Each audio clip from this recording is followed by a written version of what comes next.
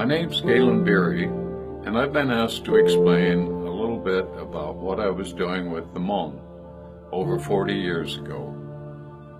I would take a camera out, and I shot many pictures.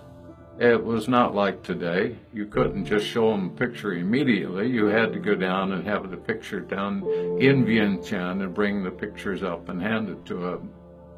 And I didn't realize then that I was recording the history of the Hmong people for the years that I was there. The Hmong lived in very high places on very isolated hills. One of the problems is, while you can build a village by bringing bamboo and other things up and putting a ring of trenches around to defend yourself from, the ground is not particularly good. You slash, burn the trees, you plant the rice, and burn the rubbish that is cut, and you can get 1, 2, maybe 3 harvests of the hill rice, but after that, you have to move on. The villages were quite isolated, but with the airline basically that we had flying back and forth and 2 and 3 days marches, you would be able to begin connecting with other Hmong in this giant network of a Hmong nation. When they arrived in Samton for medical treatment and were ready to go, they would often just go to the airport. And the rationale made sense. Why should I walk 3 days back to my village when, if I wait here long enough, a plane will just pick us up and take us back to where we were? But the Hmong preferred the independence, the rough way of living. Yet they had to fight and protect their homes, and they kept losing and kept moving southwards through the mountains.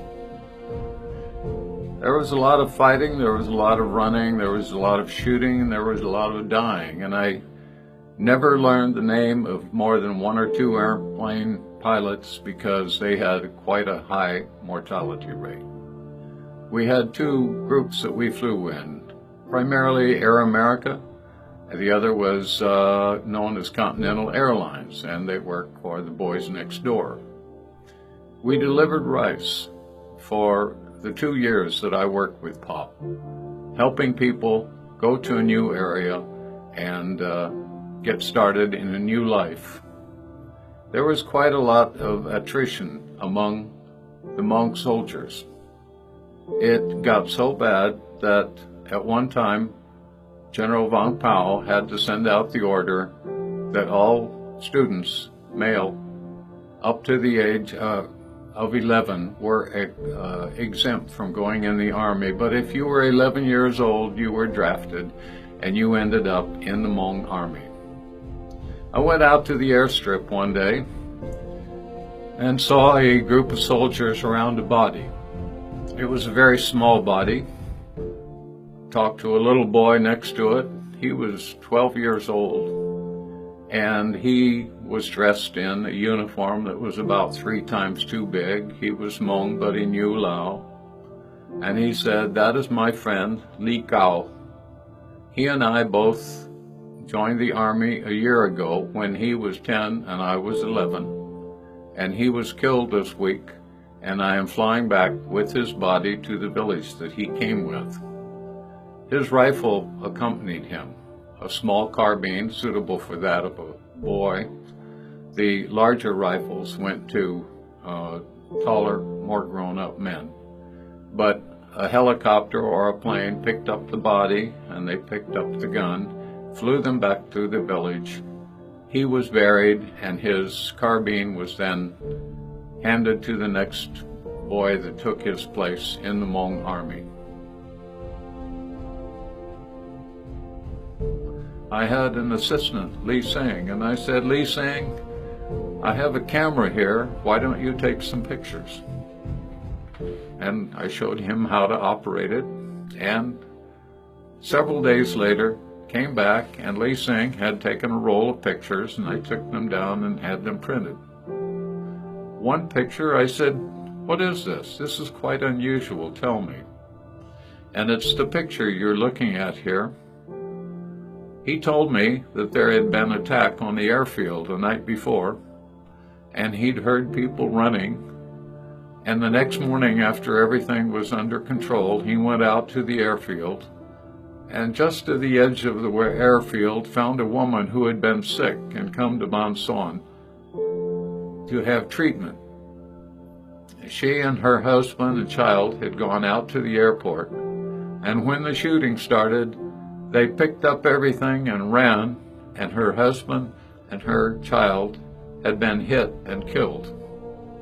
The next morning they were sitting at the airport.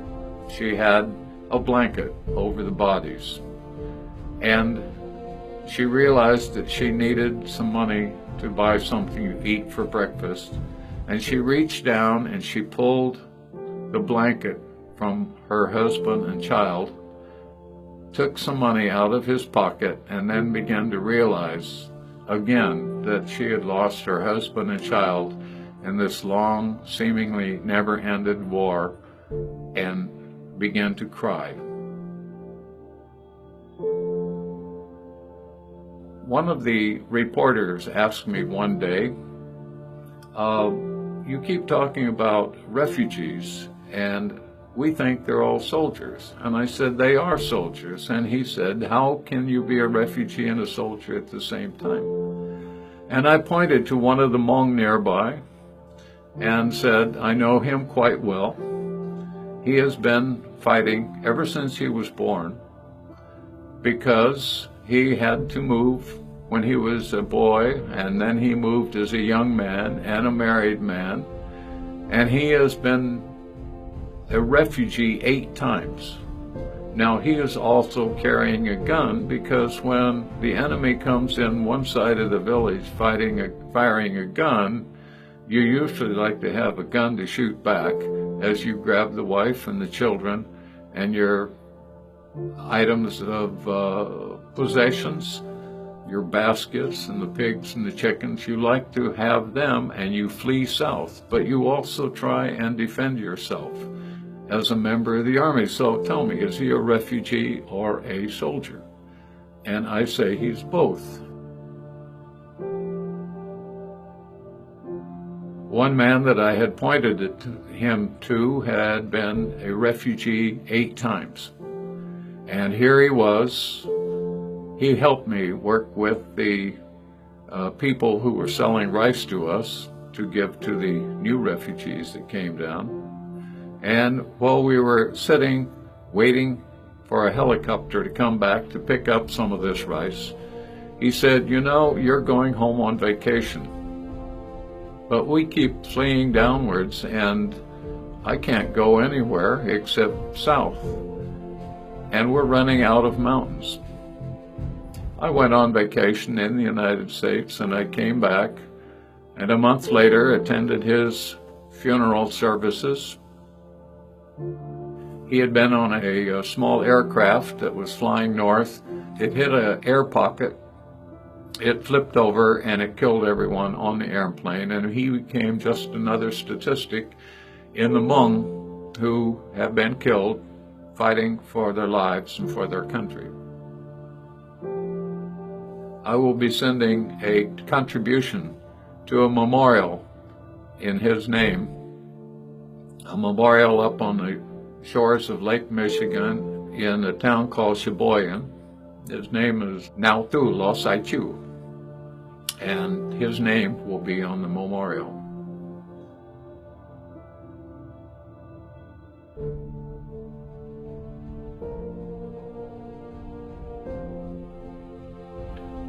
But the story I remember most intimately and says a lot for America was the young couple that came up.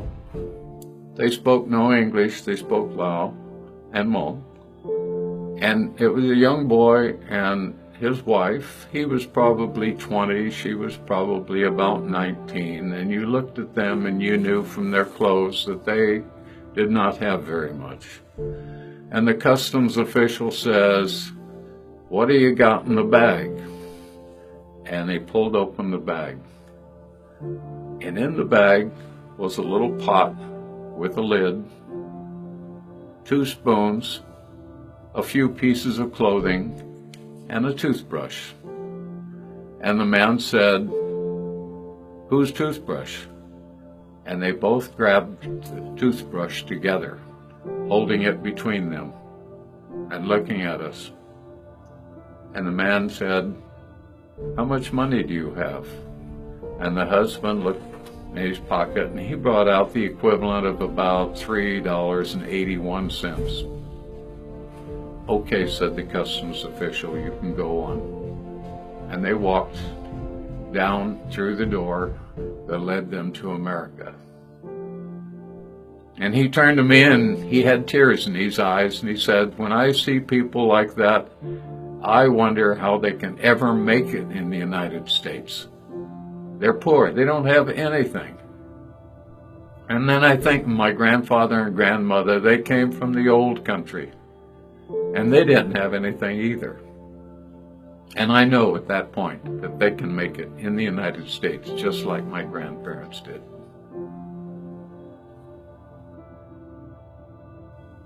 It's a long and very uncomfortable history. The plight of the Hmong shows how much people will resist oppression, and I can only rejoice in that so many of them were able to do so and come to the United States.